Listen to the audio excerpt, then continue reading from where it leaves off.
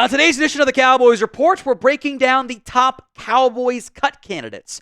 Unlike previous years, this list is actually pretty short. This is not nearly as long as some of the other cut candidate videos we've done in the past because the Cowboys simply aren't actually paying that many players. There's very few viable options. Now, if you want the Cowboys, please, we're begging you, do something this offseason. Show it by liking the video for me right now. You want the Cowboys to do something? Do it. Like it. Likes equals move. Oh, I did singular and plural, but whatever. Terence Steele is first up here on the list. And he's got an $18.13 million cap hit. There are two ways that you can do cuts. You can do them what's called like the regular cut. That's before June 1st. You get all your savings instantly. But it's less savings because you can't push dead money off in the future. That's just $4.63 million. Post June 1st, you save $14 million. Now, you got to carry that cap hit throughout free agency and throughout the offseason, but then you can pay for your draft class and your rollover money and all that, and you get more money in the long run. You have dead money on your books in 2025, but if you already restructured Steele once because you paid him last year. You were paying him his base salary no matter what. So I actually had no complaints about restructuring him because if you're going to pay a guy, you'd rather have the money then and roll it over if you don't spend it because the value of $1 in 2023 was more than 2022. So the question for Steele becomes is, what do you do here? Is he worth keeping at that cap hit? Now, you can always restructure to bring down the cap hit, but you're still paying the same amount of money in terms of the base salary. You could ask for a pay cut. Seems a bit unlikely. I thought Steele was better down the stretch this year. And there's a couple reasons for that. Maybe he was getting healthier from the knee injury. Maybe he was back to closer to full speed. The Cowboys' offense was designed to get the ball out really, really, really quickly, and that makes it easier on your tackles. The level of competition was not as good either. I haven't seen 2022 Terence Steele yet. I also know that $14 million might not get you an upgrade in free agency. It is very tough to find even low-end starters like I think Terence Steele is in free agency. It's not a great group.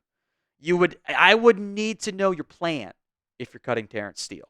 Because in this particular case, the devil you know might be a little bit better than the devil you don't. And if you get a better offensive line coach, maybe the problem's solved anyway.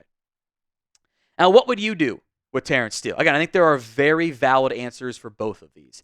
K for keep, C for cut. Let me know at the pinned comment of today's show. The ad comes here on YouTube. Take advantage of it. Head down there and go vote.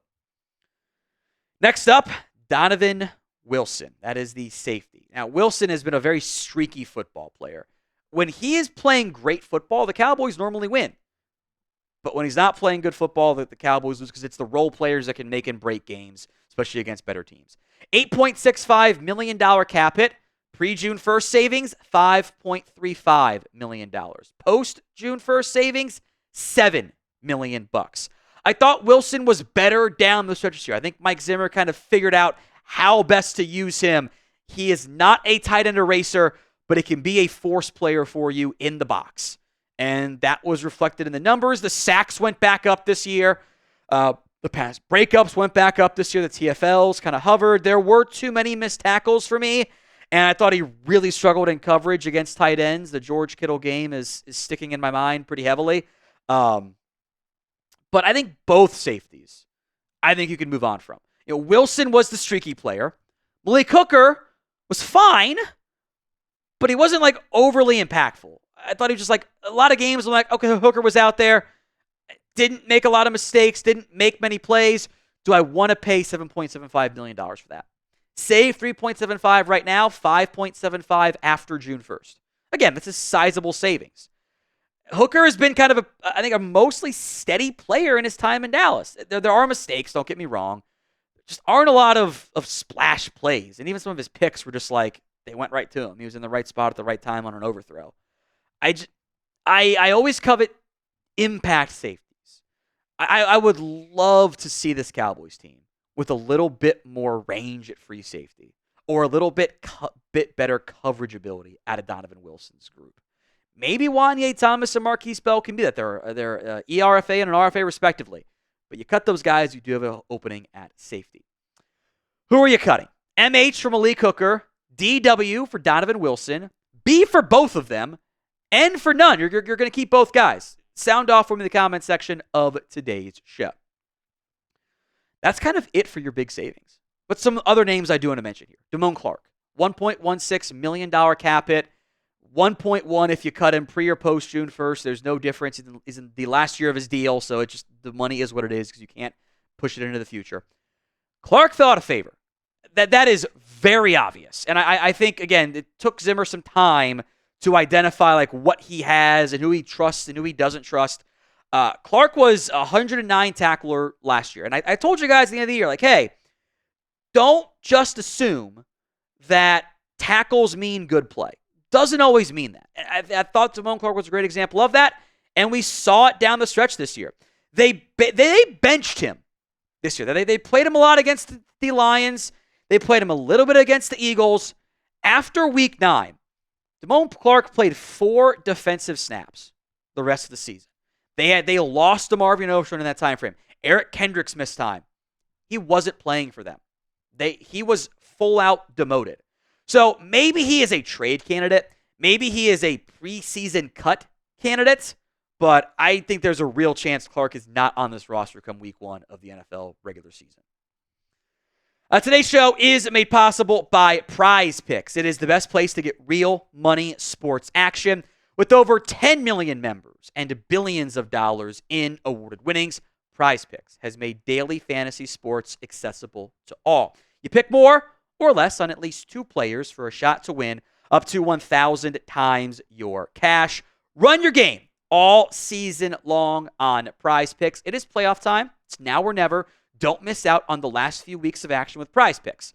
Here's one of our Pro Football Playoffs Prize Picks slates here. Saquon more than rushing yards. Painful, I know, but good pick. Keon Coleman more than receiving yards. 1.5 is all it is. And James Cook more than a half rushing yard. I assume Amari Cooper will be on Denzel Ward, or half touchdown for James Cook. He averaged a touchdown per game.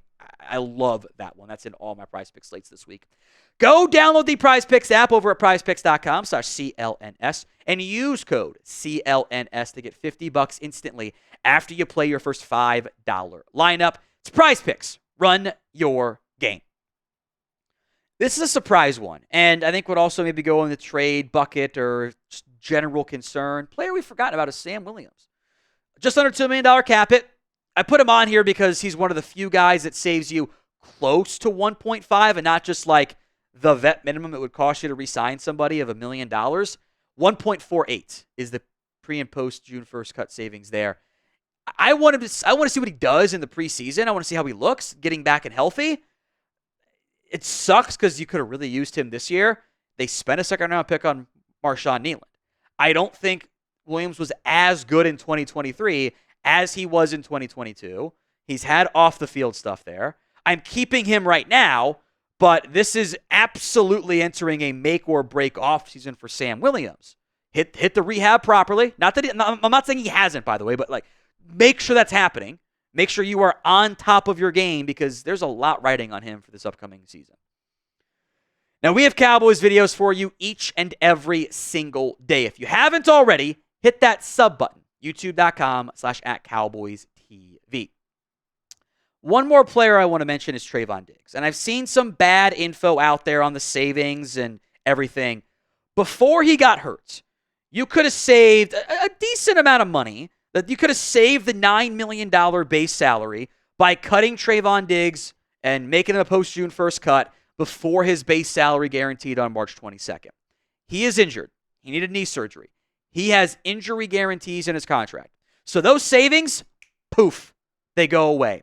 You cut Trayvon Diggs right now, you lose $7.5 million in salary cap space. You are paying a starting contract more than you ever spend on one player in a year in free agency if you cut Diggs. It's a non-starter. Doesn't make any sense.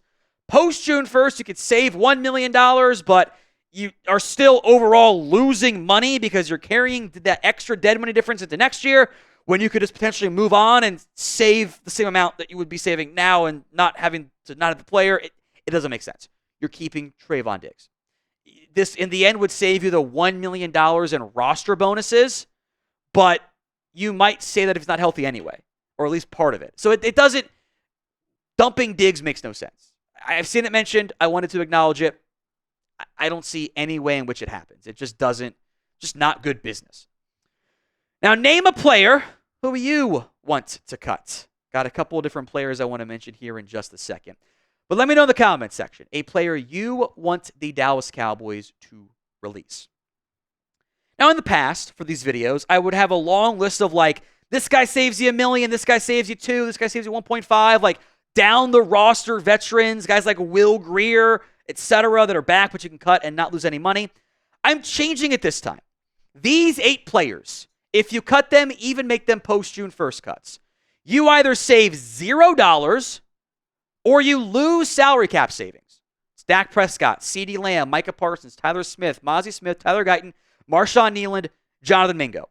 Basically, they're all just got paid, or they are first or second round picks that have their base salaries guaranteed this year, regardless of if they're on the team or not. Everybody else you could cut. You don't actually have a lot of savings, though, in the process. All those other players, the random back end of the roster corner, like, Andrew Booth, saves you around $1 million. That's it, because he's out of guarantees on his contract. So they're not worth mentioning, but you can cut them if you want to. Like, I want to cut Jalen Brooks. Okay, it's fine. You can cut him. No one cares. It doesn't really matter. They don't save you much money either. But because you haven't actually paid many players, you don't have nearly as many cut candidates as you've had in the past.